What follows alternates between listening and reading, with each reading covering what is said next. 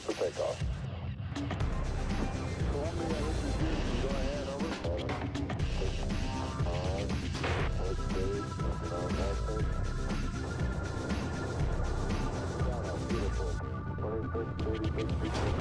Good evening and welcome in to the Indians Minor League Magazine here. I'm Al Pulowski with Jason Stanford, the former Tribe lefty, and Jay. All-Star time coming up for the minor leaguers. It is All-Star time. You look at how many guys have actually been selected this year. Great group of guys being selected by the Indians organization. It sure is. And of course, Jay was a minor league All-Star as well. Twice. He's an All-Star here with us on STL. Let's show what's coming up here on the show today. As we always do, we'll take you around the minors, check in with each Tribe farm team.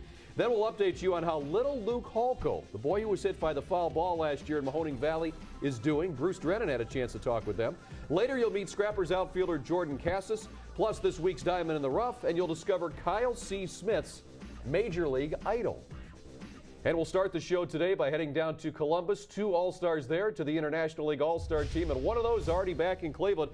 Michael Brantley's been promoted to the big league club after being named an International League All-Star along with teammate Jose Constanza. And boy, Brantley was fantastic with the Clippers after being sent down by the Indians back in April, hitting .315 with 3 homers, 26 RBI, and 11 steals. Well, when Michael Brantley got sent down earlier in the year, he did exactly what he needed to do. He played great defense. He hit the ball extremely well. He got on base consistently, was able to steal bases.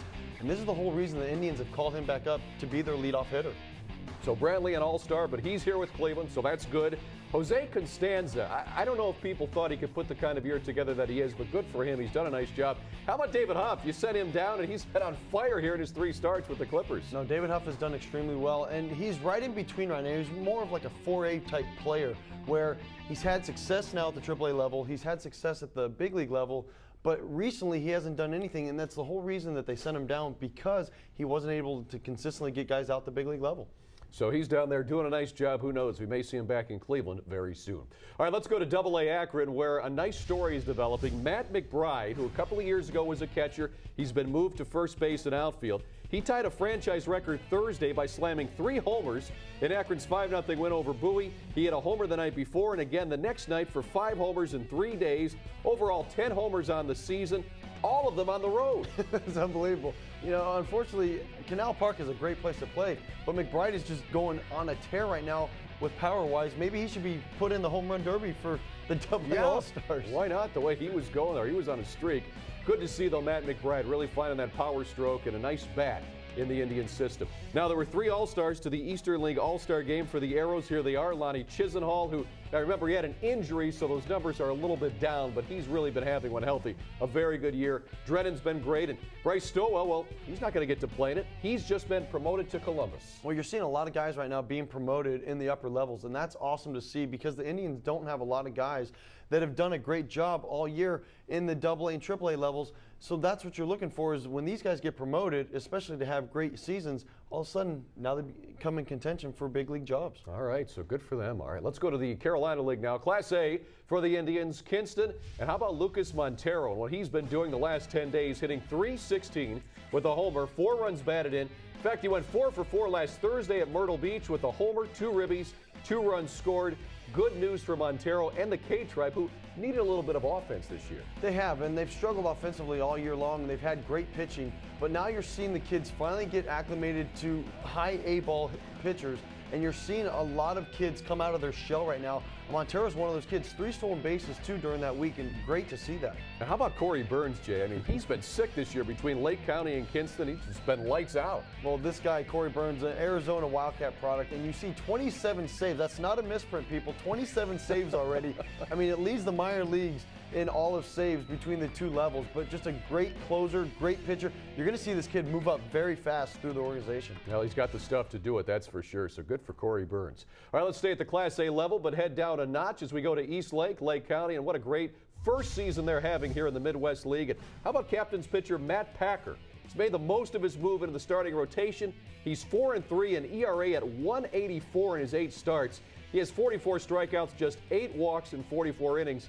You know, that record, as we said, 4-3, really, Jay, the way he's pitched, it should be better because he's pitched great. Well, it should, but you can't rely on the record in the minor leagues right now. What you're trying to see is what the kid can accomplish as a starter. He was a reliever early on in the season, and now you're seeing a kid come into his own as a left-handed pitcher, and that's what the Indians are looking for at the lower level, is guys that can get guys out on a consistent basis, and Mac's been able to do that. He sure has. Chun Chen was just promoted to Kinston. He's been tearing the cover off the ball.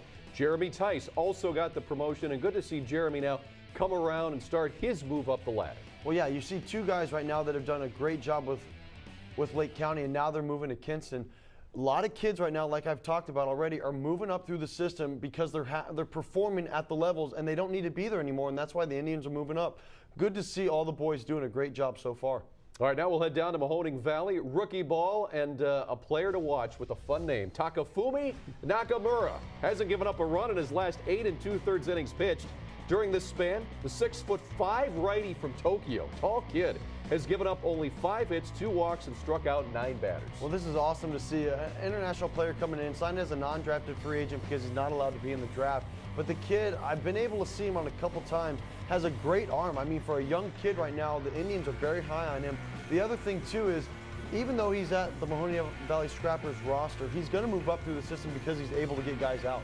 Well, he's definitely a guy to keep an eye on down there at Mahoning Valley. So when you head to Eastwood Field, another guy for you to watch. Maybe he'll be in an Indians uniform before you can blink an eye. All right, we'll take a time out here with Indians Minor League Magazine, but plenty still to come, including this week's Diamond in the Rough. But next, the young boy hit by a line drive at a Scrappers game last year is making a miraculous recovery.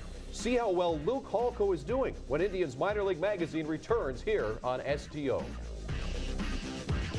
Second arm aspect. Beautiful. 26, 36 feet per second up.